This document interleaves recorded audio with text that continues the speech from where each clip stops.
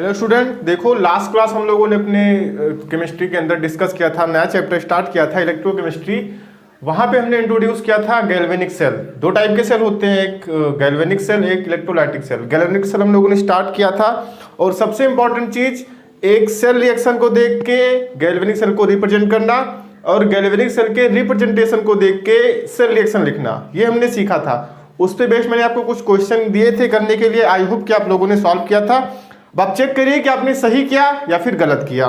तो पहला क्वेश्चन था, रिएक्शन दिया गया था, उससे आपको सेल को रिप्रेजेंट करना था। रिएक्शन क्या था, मैं आपके सामने लिख रहा हूं, 2Ag plus aqueous plus H2 gas gives 2H plus aqueous plus 2Ag solid. तो यहाँ पे कुछ नहीं करना है, यहाँ पे आपको बस ये पता करना है कि किसका ऑक्सीडेशन हो रहा है और किसका रिडक्शन हो रहा है। ऑक्सीडेशन जिसका होगा वो हमेशा एनोड बनाएगा, यानी कि वो लेफ्ट में रहेगा। जिसका रिडक्शन होगा वो हमेशा कैथोड बनाएगा और वो राइट में रहेगा रिप्रेजेंटेशन में। तो देखो यहाँ पे Ag प्लस से किस में कन्वर्ट हो रहा है, Ag सॉलिड। यहाँ पे इसका ऑक्सीडेशन स्टेट क्या है, +1। यहाँ पे कितना है, 0 है। कितना है, 0 है। तो +1 से किस में गया, 0 में गया। किस में गया, 0 में गया। क्या हुआ, इसका रिडक्शन हुआ। क्या हुआ, इसका रिडक्शन, मतलब ये क्या बनाएगा, कैथोड बनाएगा।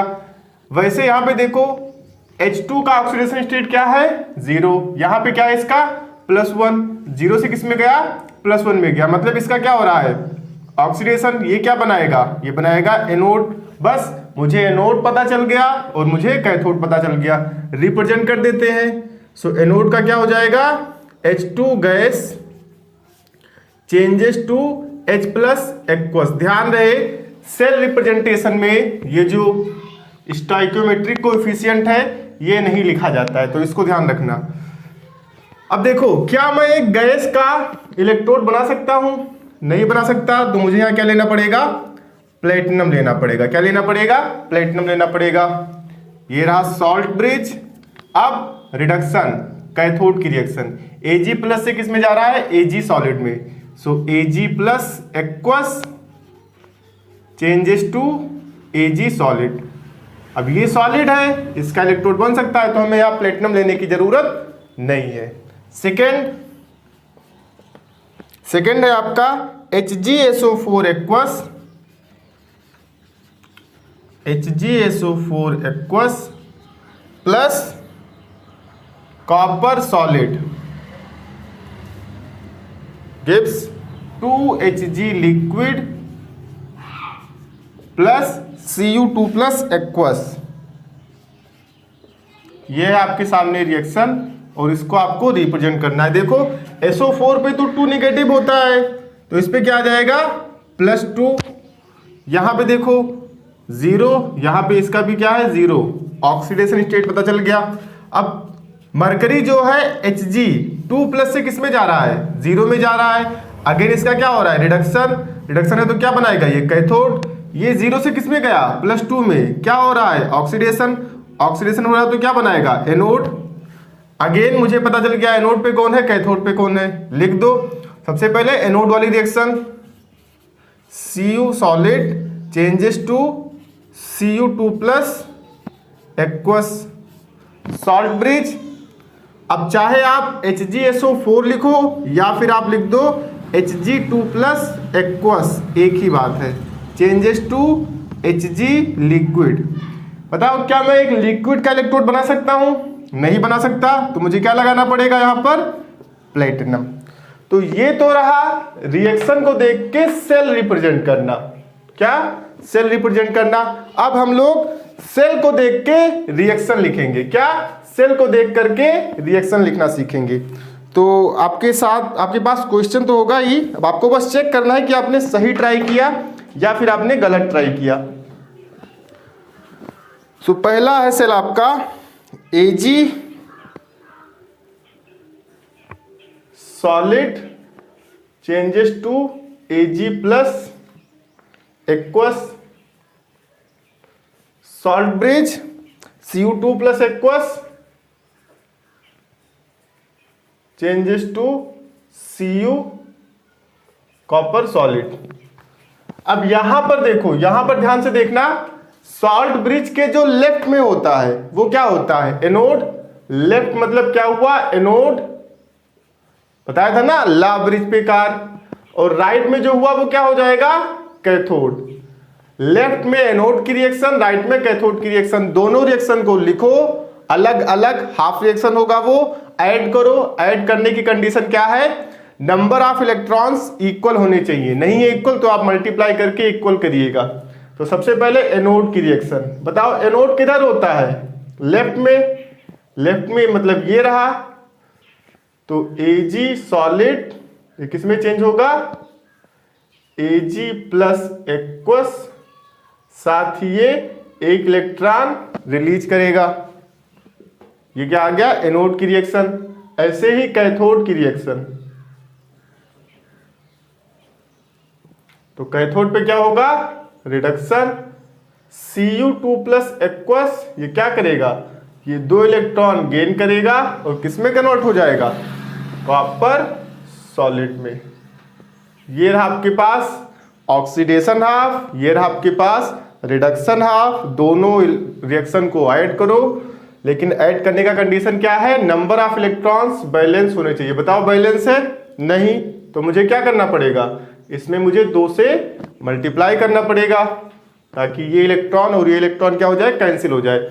ऐड कर दो तो आपको क्या मिल जाएगा, नेट सेल रिएक्शन। क्या मिल जाएगा, नेट सेल रिएक्शन। और यही तो करना था हमको, सेल को देख के नेट सेल रिएक्शन लिखना था। तो क्या आ जाएगा, 2Ag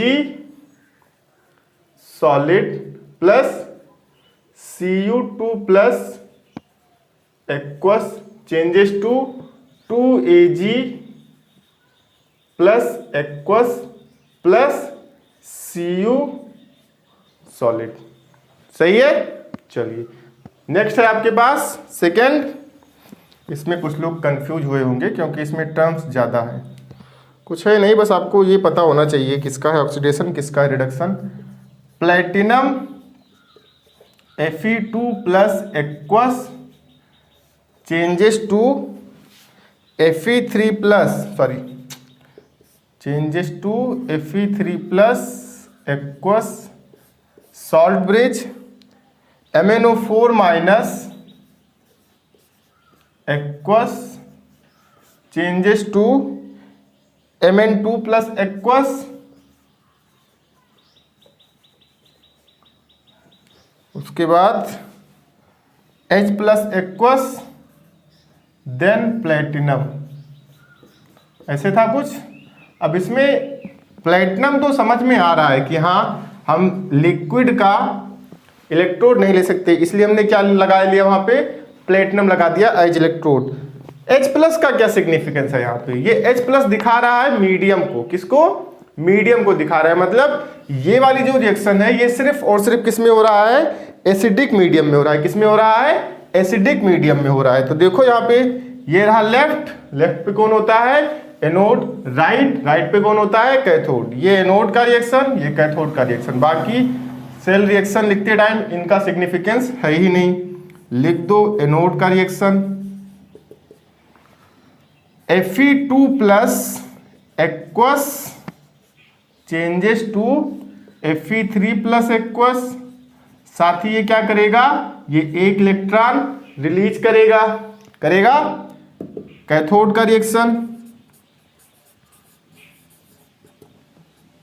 देखो MnO4 माइनस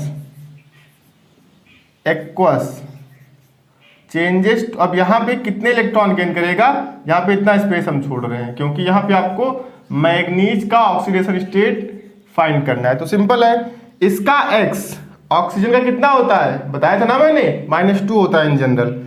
तो X 4 इंटू -2 कितना हो गया, -8 इक्वल टू कितना, -1। देखो X -8, 4 इंटू -2 8 इक्वल टू कितना, ओवरऑल चार्ज क्या है, -1। X कितना जाएगा, +7, कितना जाएगा, प्लस सेजम से किस में जा रहा है, +2 में। कितने इलेक्ट्रॉन का डिफरेंस है, 5 का, मतलब 5 इलेक्ट्रॉन ये क्या करेगा, गेन करेगा। सो यहाँ पे 5 इलेक्ट्रॉन्स दोनों को ऐड करो, लेकिन ऐड करने से पहले इलेक्ट्रॉन बैलेंस करना जरूरी है। तो यहाँ पे मैं क्या करूँगा, 5 से मल्टीप्लाई करूँगा, ये और ये कैंसिल, क्या गया, नेट सेल रिएक्शन क्या जाएगा, 5 Fe2 plus aqueous plus MnO4 minus aqueous changes to 5 Fe3 plus aqueous plus Mn2 plus aqueous. So this is your net cell reaction. साथ ही साथ अगर आपसे पूछे बताइए नेट इलेक्ट्रॉन एक्सचेंज कितना, तो कितना इसमें 5, इसमें कितना 2। चलिए लास्ट क्वेश्चन की ओर मूव करते हैं। लास्ट क्वेश्चन है आपका platinum, this is your last question for today. Platinum Cl2 gas changes to Cl negative aqueous, ये गैस है जी, salt bridge Ag plus aqueous changes to Ag solid. सही है। लेफ्ट, अब यहां पे आप नई चीज सीखोगे, लेफ्ट है तो ये क्या होगा एनोड, राइट है तो ये क्या होगा कैथोड। अब इसमें ना कुछ लोग कंफ्यूज हो जाते हैं कि सर यहां पर तो रिएक्शन देख के लग रहा है कि इसका रिडक्शन हो रहा है, 0 से किस में जा रहा है -1 में, मतलब क्या हो रहा है रिडक्शन। बिल्कुल नहीं, यहां लिखा कुछ भी हो, लेफ्ट में है इसका मतलब आप इसे एनोड ही लेकर चलोगे। क्या लेकर चलोगे, एनोड। और एनोड पर हमेशा कौन सी रिएक्शन होगी, हाँ बिल्कुल सही, ऑक्सीडेशन। तो यहां लिखा कुछ भी हो कोई मतलब नहीं, लेफ्ट में है इसका मतलब वो एनोड है और उसे आप एनोड मानकर ही चलोगे। एनोड पर हमेशा कौन सा रिएक्शन होता है, ऑक्सीडेशन। तो यहां पर इस तरह नहीं लिखना है Cl2 changes to Cl negative, गड़बड़ हो जाएगा। यहां पर आप क्या लिखेंगे, Cl negative aqueous changes to Cl2 gas, balance कर लो, 2 Cl नेगेटिव हो जाएगा यहाँ पे। साथ ही साथ क्या होगा, ये 2 इलेक्ट्रॉन रिलीज करेगा। ये हो गया एनोड का रिएक्शन। कैथोड का रिएक्शन लिखते हैं। कैथोड पे क्या हो जाएगा, simple reduction, Ag plus aqueous, 1 electron gain करेगा और क्या बना देगा, silver solid. Net cell reaction, लेकिन कंडीशन वही, इलेक्ट्रॉन्स क्या होने चाहिए, बैलेंस। तो मैं क्या करूंगा, इसको 2 से मल्टीप्लाई, ये और ये कैंसिल, क्या आ जाएगा 2 Cl negative aqueous plus 2 Ag plus aqueous changes to Cl2 gas plus 2 silver solid. ये आपका होगा, ये चीज ध्यान रखना, यहां पे कंफ्यूज मत होना। सॉल्ट ब्रिज के लेफ्ट में है मतलब एनोड, एनोड मतलब हमेशा क्या, ऑक्सीडेशन। वहां लिखा कुछ भी हो, इसे आपको घुमा के पूछ सकता है, तो ध्यान रखिएगा। चलिए इतना कॉपी करिए, स्क्रीनशॉट लीजिए, कॉपी करिए इसको, फिर आगे बढ़ते हैं। चलिए मूव करते हैं अपने अगले टॉपिक की तरफ, जिसका नाम है इलेक्ट्रोड पोटेंशियल। हेडिंग डाल दीजिए, इलेक्ट्रोड पोटेंशियल।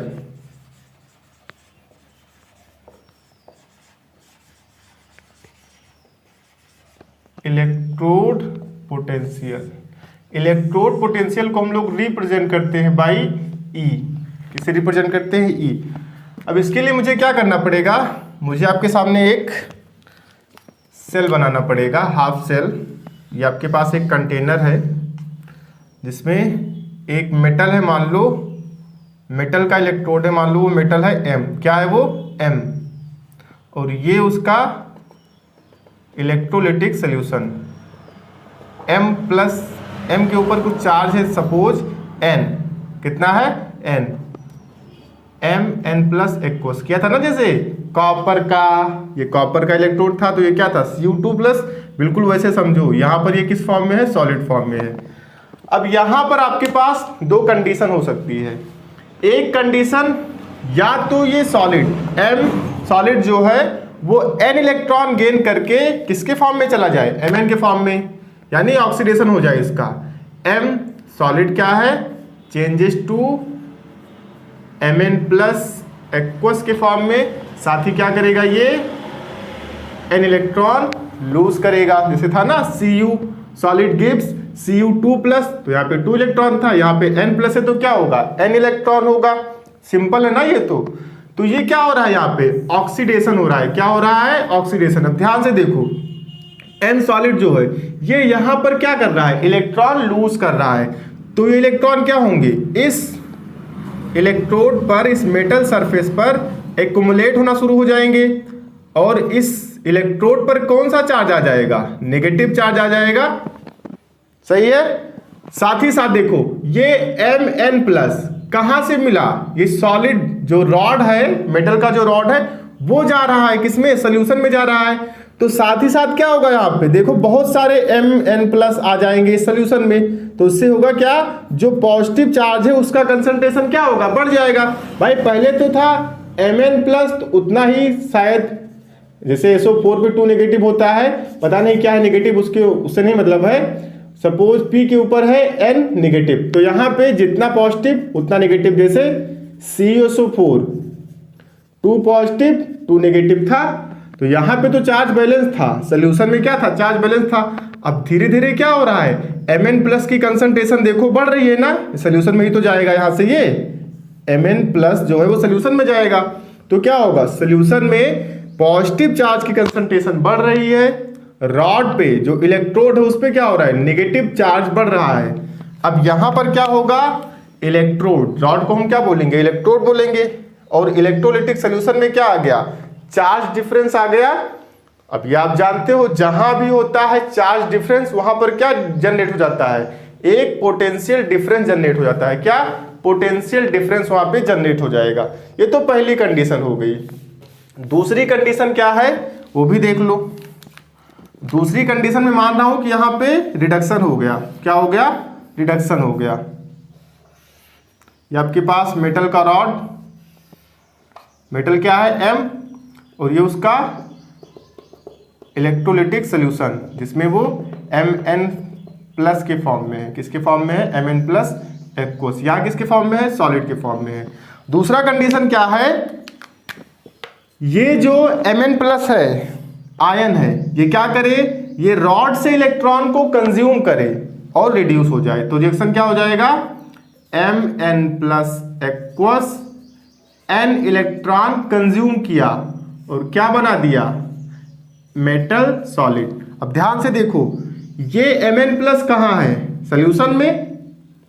इलेक्ट्रॉन कहाँ से गेन किया, इस रॉड से। इस रॉड का इलेक्ट्रॉन इसने क्या कर लिया, कंज्यूम कर लिया, और किस में बदल गया, मेटल सॉलिड में। तो अब देखो, जो सोल्यूशन का पॉजिटिव चार्ज है, केटायन जो है वो तो चेंज हो रहा है इलेक्ट्रॉन गेन करके। तो सोल्यूशन में ऑब्वियस सी बात है किसका कंसंट्रेशन बढ़ेगा, इस बार नेगेटिव चार्ज का कंसंट्रेशन किस में बढ़ेगा, सोल्यूशन में, जो इलेक्ट्रोलाइटिक सोल्यूशन है। रॉड पे आओ, रॉड का इलेक्ट्रॉन यानी कि इलेक्ट्रोड का इलेक्ट्रॉन ये कंज्यूम कर रहा है, तो इस पे क्या होगा, इलेक्ट्रॉन की कमी होगी। इलेक्ट्रॉन की कमी होगी तो इस पे कौन सा चार्ज आएगा, पॉजिटिव चार्ज आएगा। क्या आएगा, पॉजिटिव चार्ज आएगा। अगेन क्या हुआ, चार्ज डिफरेंस हुआ जनरेट, इससे क्या होगा, एक पोटेंशियल डिफरेंस भी जनरेट होगा। तो इसी पोटेंशियल डिफरेंस को हम लोग क्या बुलाते हैं, इलेक्ट्रोड पोटेंशियल। क्या बुलाते हैं, इलेक्ट्रोड पोटेंशियल। तो समझ में आ गया। चलिए तो अब इसकी डेफिनेशन लिखिए। It is the potential difference, it is the, figure उगर नहीं बनाना है, ऐसे लिखो, it is the potential difference between electrode and its electrolytic solution, next line से लिखेंगे, the electrode potential of a single electrode, the electrode potential of a single electrode cannot be determined can not be determined experimentally, can not be determined experimentally. आप कैसे major करोगे? यहाँ पे मान लो यहाँ पे ऑक्सीडेशन हो रहा है, तो आप खुद ही सोचो। मैं अगर आपसे कहूँ कि आप मुझे इस सिंगल इलेक्ट्रोड का इलेक्ट्रोड पोटेंशियल कैलकुलेट करके बताओ, मेजर करके बताओ, या आप मुझसे पूछो कि आप इस सिंगल इलेक्ट्रोड का इलेक्ट्रोड पोटेंशियल मेजर करके बताओ, तो मैं नहीं बता सकता हूं भाई। कुछ करंट फ्लो तो होना चाहिए, तभी तो बता सकता हूं। तो एक सिंगल इलेक्ट्रोड का इलेक्ट्रोड पोटेंशियल हम लोग एक्सपेरिमेंटली मेजर नहीं कर सकते, डायरेक्ट हम उसको मेजर नहीं कर सकते। हाँ, इनडायरेक्ट मेजर कर सकते हैं रेफरेंस देकर। रेफरेंस बहुत सिंपल है, वो हम लोग आगे सीखेंगे। हाल फिलहाल इलेक्ट्रोड पोटेंशियल क्या होता है वो आपको समझ में आ गया। अब देखो, दो टाइप के हो सकते हैं, हम दो तरह से क्लासिफाई कर सकते हैं, वही सिंपल। एक जब ऑक्सीडेशन हो रहा था, एक जब रिडक्शन हो रहा था। तो इलेक्ट्रोड पोटेंशियल को हम लोग कितने टाइप से क्लासिफाई करते हैं? दो टाइप में। कितने टाइप में? दो टाइप में। एक तो है आपका ऑक्सीडेशन पोटेंशियल। क्या है? ऑक्सीडेशन पोटेंशियल, ऑक्सीडेशन पोटेंशियल, इसको हम लोग बोलेंगे ओपी। एक है आपका क्या? रिडक्शन पोटेंशियल, रिडक्शन पोटेंशियल, जिसको हम लोग क्या बोलेंगे? आरपी। इनके ना रिप्रेजेंटेशन देखो, जब ऑक्सीडेशन होगा तो ऑक्सीडेशन पोटेंशियल, जब रिडक्शन होगा तो रिडक्शन पोटेंशियल। इनके रिप्रेजेंटेशन बड़े इंपॉर्टेंट है। इलेक्ट्रोड पोटेंशियल को हम लोग लिखते हैं ई से। अब ई लिखा है, हमें लिखना है ऑक्सीडेशन पोटेंशियल, तो या तो आप उसे ई ऑक्सीडेशन या फिर आप उसे ई डायरेक्ट रिएक्शन लिख दो। M changes to M N plus, M changes to M N plus, जैसे लिखा है कॉपर का लिखना है तो E C U changes to C U two plus, like this. सही है ना? यहां से आप देख लेना ये क्या लिखा है। यहां पे तो ऑक्सीडेशन हो रहा है, तो अगर E C U changes to E C U two plus लिखा है, इसका मतलब वो उसका ऑक्सीडेशन पोटेंशियल है। या फिर ऐसे लिख देते हैं, कभी कभी कॉमा लगा देते हैं, तो कोई दिक्कत नहीं। वहां पे लाइन वर्टिकल लाइन हो या ना हो देख लेना वहां पे ध्यान से। सही है? सिमिलरली रिडक्शन पोटेंशियल को हम लोग कैसे लिखेंगे? ई रिडक्शन, या फिर आप इसे कैसे लिख सकते हो? E direct reaction M N plus changes to M. सही है? एक सबसे इंपॉर्टेंट चीज, सबसे इंपॉर्टेंट चीज, अगर किसी स्पीसीज का ऑक्सीडेशन पोटेंशियल आपको पता है, क्या? अगर किसी स्पीसीज का ऑक्सीडेशन पोटेंशियल आपको पता है, तो आप उसका रिडक्शन पोटेंशियल कैसे निकालोगे? बहुत ही सिंपल है, आप रिएक्शन से देख के बता दोगे। अभी देखना फट से, Mn plus plus n electron, मान लो इसका इलेक्ट्रोड पोटेंशियल है लेट्स से 0.76 वोल्ट। क्या ये ऑक्सीडेशन पोटेंशियल है या रिडक्शन पोटेंशियल है? वो तो सिंपल दिख रहा होगा सभी को। रिएक्शन क्या है? ऑक्सीडेशन, तो ये क्या होगा? ऑक्सीडेशन पोटेंशियल होगा ना। क्या होगा? ये ऑक्सीडेशन पोटेंशियल होगा। आप रिएक्शन रिवर्स कर दो, Mn प्लस एक्वस ही होगा, Mn plus aqueous plus n electron changes to m solid. तो आपको ये तो पता है कि भाई ये वैल्यू क्या हो जाएगी? रिवर्स हो जाएगी, यानी कि कितना हो जाएगा? Minus 0.76 volt. अब आप रिएक्शन देखो, ये रिएक्शन क्या है? रिडक्शन। तो रिडक्शन के लिए क्या हो जाएगा? रिडक्शन पोटेंशियल, उसकी वैल्यू कितनी आ गई? नेगेटिव में। कितनी आ गई? नेगेटिव में। अगर ये नेगेटिव में होता तो ये पॉजिटिव हो जाता, अगर ये पॉजिटिव है तो ये क्या हो गया है? नेगेटिव। तो सिंपल, अगर आपको किसी स्पीसीज का ऑक्सीडेशन पोटेंशियल पता है तो आप उसमें माइनस से मल्टीप्लाई कर दो, तो आपको क्या मिल जाएगा? Reduction potential. या आपको रिडक्शन पोटेंशियल पता है, उसमें आप माइनस से मल्टीप्लाई कर दो, तो क्या आ जाएगा आपके पास? Oxidation potential. क्या आ जाएगा? Oxidation potential. तो ध्यान रखना, ई ऑक्सीडेशन क्या हो जाएगा? माइनस ई रिडक्शन। ये चीज आप लोग याद रखना। ये तो हो गया इलेक्ट्रोड पोटेंशियल। क्या? Electrode potential. बिल्कुल ऐसे ही होता है स्टैंडर्ड इलेक्ट्रोड पोटेंशियल। क्या होता है? Standard electrode potential. लो भाई, हमने एक कंडीशन डिफाइन कर दिया, स्टैंडर्ड इलेक्ट्रोड, हेडिंग डाल दो, यहाँ तक कंप्लीट करने के बाद स्टैंडर्ड इलेक्ट्रोड पोटेंशियल, जिसको हम लोग लिखेंगे ई नॉट से, E naught. So standard electrode potential क्या होता है, जब इलेक्ट्रोड पोटेंशियल ये, लेकिन यहाँ पे कंडीशन है, प्रेशर आपका कितना होना चाहिए 1 बार, टेम्परेचर इस चैप्टर में हम लेकर चलेंगे 298 केल्विन, और कंसंट्रेशन, इलेक्ट्रोलाइटिक सोल्यूशन है ना, सोल्यूशन तो कंसंट्रेशन तो आएगा, क्या हो जाएगा 1 मोलर। मैंने आपको बताया था कि आगे हम लोग जब कंसंट्रेशन, जब मैंने आपको सोल्यूशन पढ़ाया था तभी मैंने बताया था कि आगे जब हम लोग कंसंट्रेशन टर्म्स यूज करेंगे तो वहाँ पे मोस्ट ऑफ द केस में हम लोग molarity, that is capital M he use करेंगे। तो आप लोग हेडिंग डालो स्टैंडर्ड इलेक्ट्रोड पोटेंशियल, डेफिनेशन में बोल रहा हूं, लिखो it is the potential difference. Video pause कर दिया करो, तब तक कुछ लोग सोच रहे होंगे सर कितना जल्दी जल्दी बोलते हैं, पॉज करके पहले कंप्लीट कर लिया करो फिर लिखा करो, क्या दिक्कत है। लिखो it is the potential difference,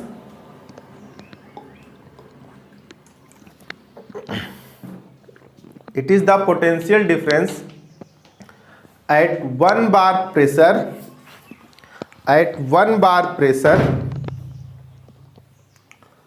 and 298 Kelvin and 298 Kelvin temperature and 298 Kelvin temperature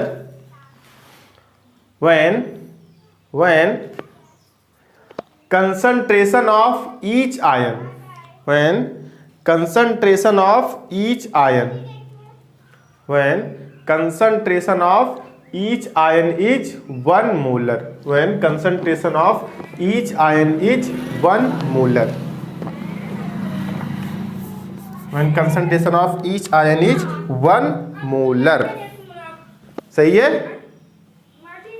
तो देखो जैसे हमने इलेक्ट्रोड पोटेंशियल को 2 पार्ट में क्लासिफाई किया, ऑक्सीडेशन और रिडक्शन पोटेंशियल में, हम क्या कर सकते हैं स्टैंडर्ड इलेक्ट्रोड पोटेंशियल को भी 2 पार्ट में क्लासिफाई कर सकते हैं। ये क्या हो जाएगा, एक तो हो जाएगा आपके पास स्टैंडर्ड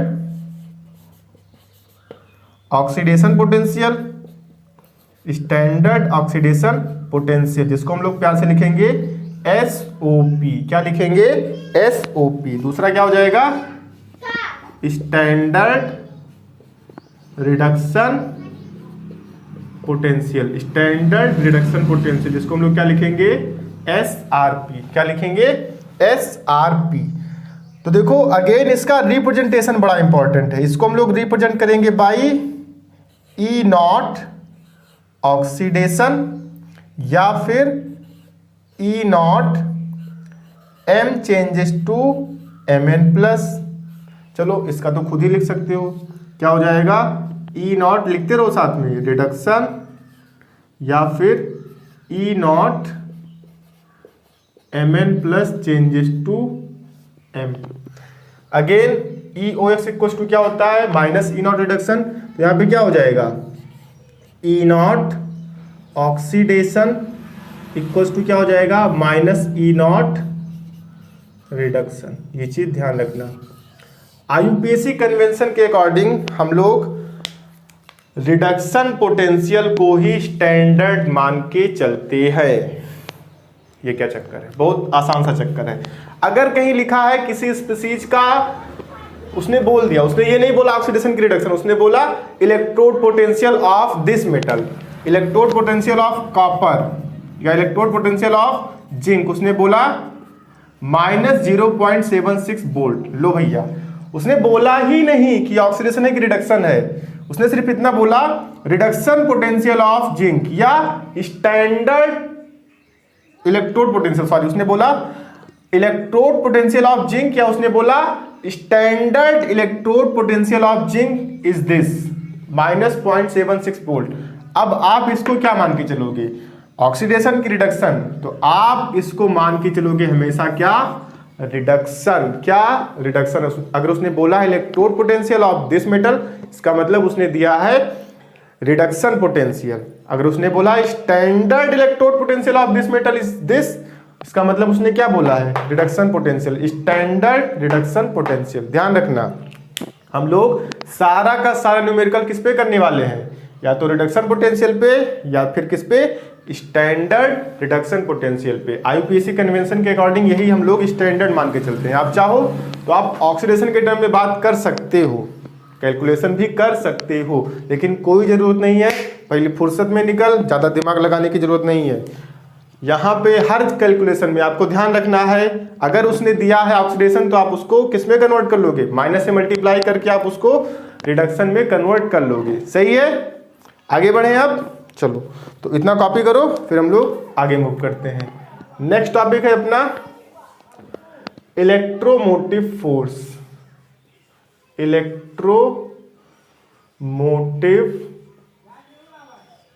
इलेक्ट्रोमोटिव फोर्स, ईएमएफ इसका शॉर्ट फॉर्म है, और इसको हम लोग रिप्रेजेंट करते हैं बाई ई सेल। किससे, ई सेल से। तो इलेक्ट्रोमोटिव फोर्स क्या है समझो इसको पहले।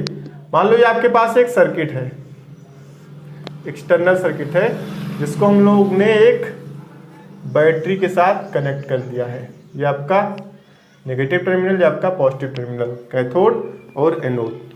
इस बैटरी का बताओ इसमें क्या काम है। हाँ सिंपल, करंट सप्लाई करना। करंट वो कैसे सप्लाई करेगा, इलेक्ट्रॉन को पुश करके। तो इलेक्ट्रोमोटिव फोर्स क्या होता है, this is tendency of a cell, tendency of a cell to push electron through an external circuit. आप मुझे बताओ, एक सेल है आपके पास जिसका वोल्टेज है 10 वोल्ट, और दूसरा सेल है जिसका वोल्टेज है 100 वोल्ट। बताओ किस सेल की टेंडेंसी ज्यादा है इलेक्ट्रॉन को पुश करने की। सिंपल, इस वाले सेल की जिसका वोल्टेज कितना है 100 वोल्ट, ये ज्यादा इलेक्ट्रॉन को पुश करेगा। तो बस यही है आपका क्या, electromotive force.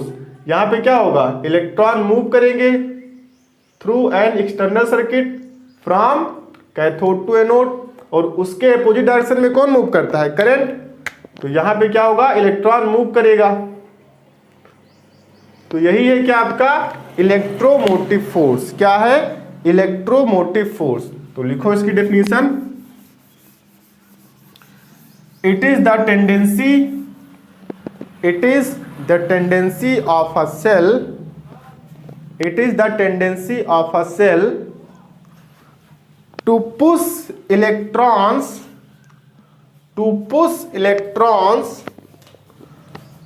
through an external circuit,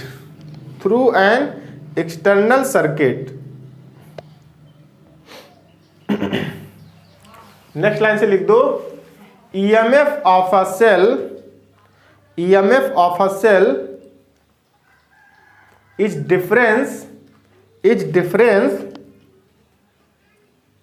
EMF of a cell is difference of, या ऐसे लिख दो, EMF of a cell is potential difference,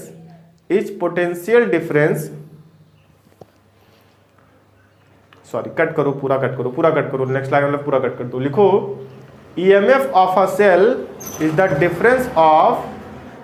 difference of electrode potential. EMF of a cell is the difference of electrode potential between cathode and anode. Definition important नहीं है, definition तो मैंने इसलिए लिखा है ताकि आपको फार्मूला अच्छे से समझ में आ जाए। तो ये क्या है, इलेक्ट्रोड पोटेंशियल का डिफरेंस है, किसके बीच में, कैथोड के बीच में और एनोड के बीच में। तो इसका फार्मूला देखो, ये आपको यूज करना है, EMF of a cell, EMF of cell, जिसको हम लोग किससे रिप्रेजेंट करेंगे, ई सेल से। किससे, ई सेल से। ये क्या हो जाएगा, difference of electrode potential of cathode and anode. तो इलेक्ट्रोड पोटेंशियल को तो हम लोग लिखते हैं ई से, अब कैथोड का है तो ई कैथोड माइनस ई एनोड। अच्छा ये बताओ, जब आप लोगों ने अभी सीखा था सेल का रिप्रेजेंटेशन, तो कैथोड किधर रहता है, राइट में रहता है कि लेफ्ट में रहता है, राइट में रहता है। तो इसको ना हम लोग ऐसे भी लिख सकते हैं, ई राइट माइनस ई लेफ्ट, आपके बुक में ऐसे ही है राइट लेफ्ट करके, तो कंफ्यूज मत होना। तो ये है आपके पास ईएमएफ का फार्मूला जिसपे आपको न्यूमेरिकल्स करने हैं। अगेन फिर से वही कंफ्यूजन कि सर कि ई कैथोड इलेक्ट्रोड पोटेंशियल तो है, हम कैथोड का क्या लेके चलेंगे, उसका ऑक्सीडेशन पोटेंशियल की रिडक्शन पोटेंशियल। तो मैंने अभी गला फाड़ा है, मेरा गला बैठ गया है कि बेटा इस पूरे चैप्टर में हमको क्या यूज करना है, रिडक्शन, क्या रिडक्शन पोटेंशियल। तो ध्यान रहे कैथोड का यहाँ पे आप क्या लेके चलेंगे, रिडक्शन पोटेंशियल। क्या लेके चलेंगे, रिडक्शन पोटेंशियल। कैथोड का हो या एनोड का, दोनों का आप क्या यूज करेंगे, रिडक्शन पोटेंशियल। गलती से भी ऑक्सीडेशन पोटेंशियल यूज मत कर लेना, राइट लेफ्ट। राइट मतलब कैथोड का रिडक्शन पोटेंशियल, लेफ्ट मतलब एनोड का रिडक्शन पोटेंशियल। आई बात समझ में। जैसे ईएमएफ ऑफ सेल होता है वैसे ही हम लोग यूज कर सकते हैं स्टैंडर्ड ईएमएफ ऑफ सेल। क्या, स्टैंडर्ड ईएमएफ ऑफ सेल, जिसको हम लोग किससे रिप्रेजेंट करेंगे, ई नॉट सेल से। किससे, ई नॉट सेल। स्टैंडर्ड आ गया ना, वही 25 kelvin temperature, that is 25 degree, 298 kelvin temperature, 1 bar pressure and concentration is 1 molar. ये क्या हो जाएगा, E naught cathode minus E naught anode, या फिर क्या हो जाएगा, E naught right minus E naught left, E naught right minus E naught left. Confuse मत होना राइट लेफ्ट में, वो सेल के रिप्रेजेंटेशन की बात कर रहा है। किसकी बात कर रहा है, सेल के रिप्रेजेंटेशन की बात कर रहा है कि आप सेल का रिप्रेजेंटेशन दिया गया है तो वहां पे कंफ्यूज मत होना। कैथोड एनोड तो पता है। अगेन यहाँ पे स्टैंडर्ड है तो कैथोड का हम क्या यूज करेंगे, स्टैंडर्ड ऑक्सीडेशन की standard reduction. Very good, standard reduction potential. ये क्या हो जाएगा, एनोड का स्टैंडर्ड रिडक्शन पोटेंशियल। जैसे ईएमएफ ऑफ अ सेल होता है वैसे ही बिल्कुल सेल पोटेंशियल ही होता है। दोनों में बस माइन्यूट सा थ्योरेटिकल डिफरेंस होता है। क्या, माइन्यूट सा डिफरेंस होता है थ्योरेटिकली। न्यूमेरिकल पर्पज में हम लोग सेल पोटेंशियल और ईएमएफ को सेम लेकर चलते हैं। ये क्या हो जाएगा, ई कैथोड माइनस ई एनोड, ई कैथोड माइनस ई एनोड। ध्यान रहे सेल पोटेंशियल बोले या ईएमएफ ऑफ अ सेल बोले एक ही बात है। सेल पोटेंशियल और ईएमएफ एक ही बात है, ध्यान रखना। न्यूमेरिकल पर्पज में सेम लेकर चलेंगे। अगेन बताओ यहां पर हम कौन सी वैल्यू यूज करेंगे, ऑक्सीडेशन पोटेंशियल की रिडक्शन पोटेंशियल। बार बार मैं बता रहा हूं, इसमें आप लोग गलती करते हो तो ध्यान रखना, रिडक्शन पोटेंशियल ही आप लोगों को यूज करना है। कौन सी वैल्यू यूज करना है, रिडक्शन पोटेंशियल। यहां पे आप लोग इसके बाद लिख लीजिएगा नोट डाल के, ये नोट बड़ा ही इंपॉर्टेंट है, इसको कॉपी करने के बाद लिखिएगा, for numerical purpose, for numerical purpose both EMF and cell potential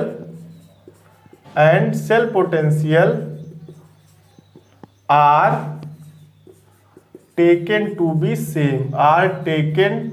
to be same, चलिए इतना कंप्लीट करिए। उसके बाद हम लोग कुछ क्वेश्चन को डिस्कस करते हैं। अब क्वेश्चन में आपको सेंड कर रहा हूं, पहले आप लोग ट्राई करिएगा, उसके बाद हम लोग उसको नेक्स्ट क्लास में डिस्कस करेंगे। तो इतना आप लोग पहले अच्छे से तैयार कर लीजिए, फिर आप क्वेश्चन पे आइएगा। क्वेश्चन मैं आपको सेंड कर रहा हूँ अभी जस्ट।